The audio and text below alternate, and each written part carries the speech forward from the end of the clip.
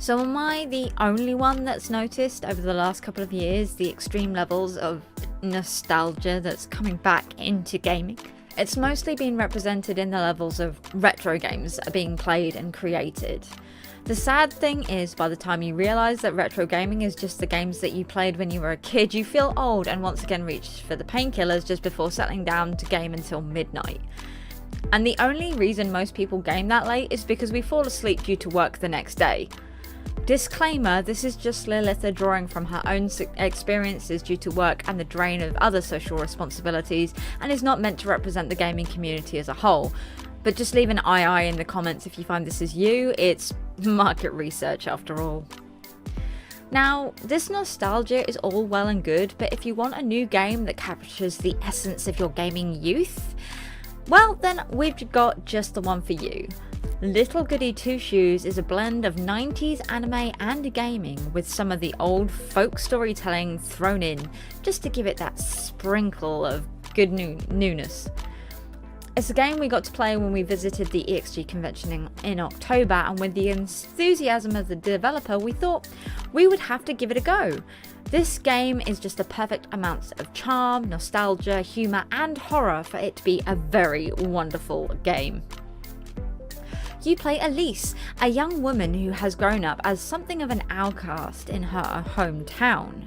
She is an orphan and was raised by her grandmother, who has unfortunately recently passed away. A life of having to scrape by and be the errand girl of the town has made Elise bitter. She wants to be the one in power with riches and the ability to treat the townsfolk the way that they have treated her. However, she has no idea about how to go about doing this. However, as time moves on, the yearly Walpurgis festival is on the way and the town is getting itself ready, and this is when the game starts. For those of you who don't know, Walpurgis Night in Germany is the night of the witches, the fae and the spirits. No one should be out on this night unless you have iron on your person or want to be spirited away into the night. The festival is an important one for pagans and Christians alike, and this game definitely draws on that. Elise has until the festival to gather up 3 sacrifices and make them to the woods, and then she will have all that she wishes for. The witch in the woods has promised her this, and so this is what Elise wishes to do. Honestly, this is a very simple premise of the game, and that doesn't really give you any idea of how the game plays or what it's like. This game splits itself into 2 very different games. The first half is during the day, obviously, where you must complete the tasks for the villagers so that you can survive, and at night you must traverse the woods to fight off the evil and claim your dreams. I have to say I've played more daylight hours than the night so far, due to the fact that there is a lot of things that you can do that draw you in during the day. No matter which way you play, if you speed through the day or take it slow and do as much as possible, you are on a timer. The day is split into 5 parts, and each part has different things that can happen during it. There is the morning, lunchtime, early afternoon, evening, and then the dreaded night section. During the day you can run errands, and there are a series of mini games that will allow you to earn money, which you will need to buy food and other items to make the nighttime easier. There are a lot of different mini games that represent different chores and different ones that come up during the day, time of the week, your social status, and who you have within your party. There is a wood chopping game, a catch-based game with the children, an egg finding game, and a game to catch apples. There are many more, but I haven't played those at the moment, as even though I've been playing for 4 hours, I haven't got that far into the game itself. These games are the perfect blend of nostalgia and pure arcade gaming mayhem. The designs of each are even reminiscent of a 90s arcade game setup, down to the 2-player mode when you have one of your friends with you. Don't worry, I know I've mentioned this twice and I will get into it. You can choose to miss these games or do as little or as many of them as you like, but there are issues that arise with this. If you do miss too many games, the villagers start to call you lazy, and you also start to starve. Because like in real life, Elise needs to eat, and so you need to make sure that you have at least some bread. This game also has 2 health bars, one of which is how many hits you can take in the deepest, darkest dungeons of the night, and the other is how many tasks you can do or just how long you can exist without eating. They do, however, affect each other, and if your food bar starts to run out, you will start to starve and, well, die. Which is a bit dark considering that this is what happens in real life, but you know what, here we are. This game does have a very dark and twisted feel to it, the deeper you get into it, but here we go. There are several different types of food that you can get through the stores, and as I've mentioned, bread is the easiest.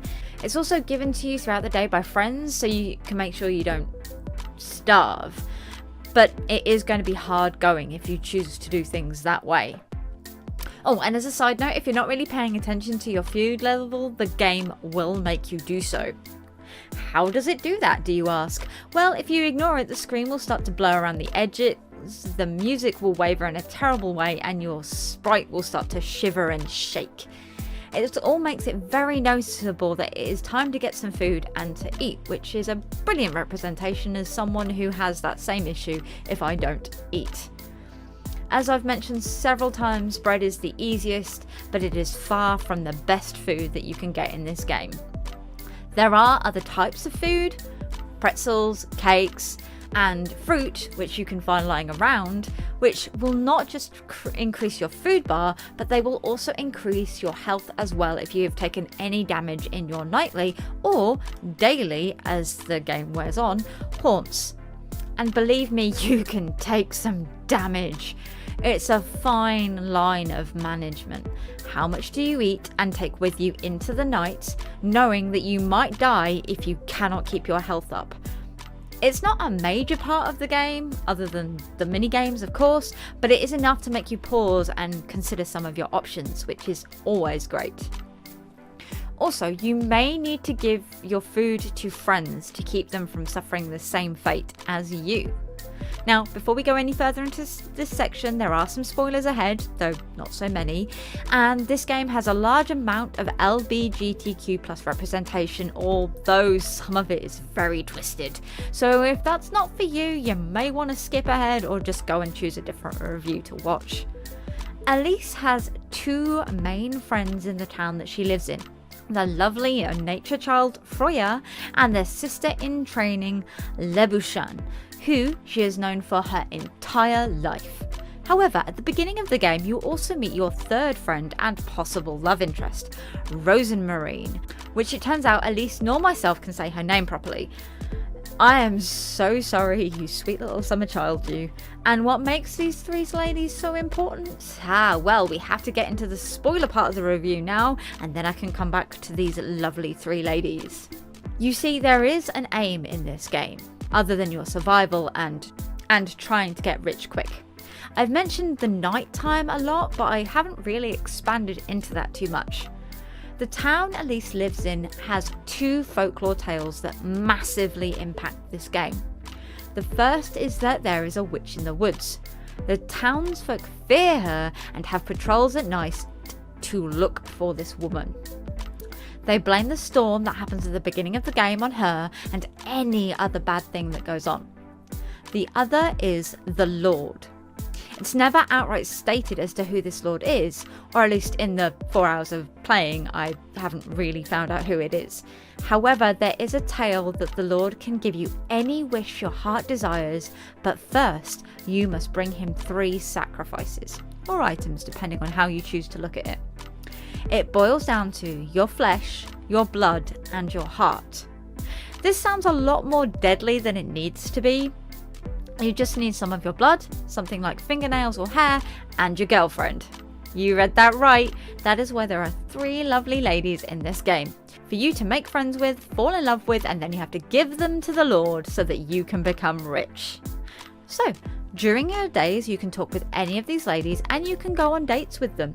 You have to be careful as going on dates will replace a work slot, so adding another level of management to the game, but these dates are worth it. Each one is a fun moment that embodies each character beautifully and lets you know a bit more about them.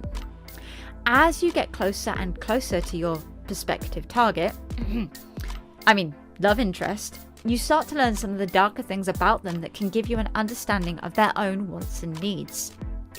Lebuken is Elise's first and oldest friend. The two girls, both being orphans, as far as we know, have grown up around the church together, being taught together, and both have been groomed to become nuns. However, once Elise's granny dies, she drops out from the nunnery and chooses to return home.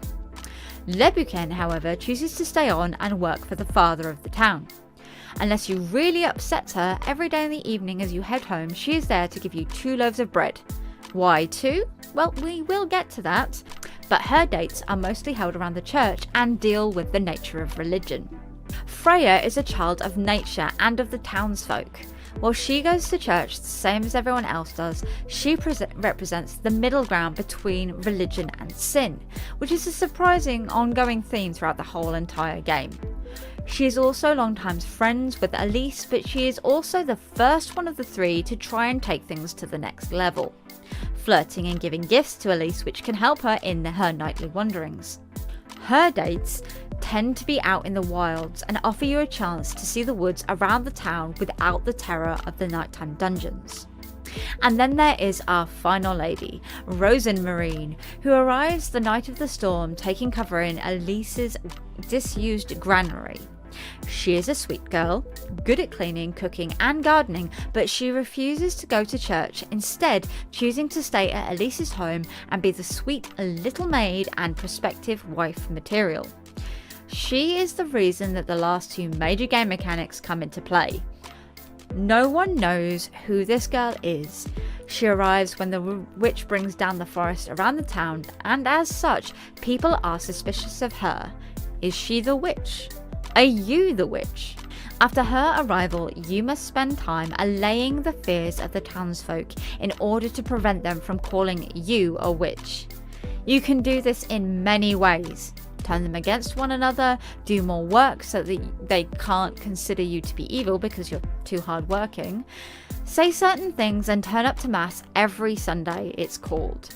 There is also a snitch, a young girl who spots Rosenmarine, and if you do not feed her some of your hard-earned food, she will start to spread rumours, and if you don't want to waylay them, you could find yourself being burnt at the stake. She's not the only one that can do that though.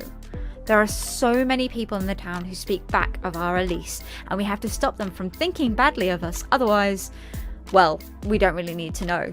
It's game over.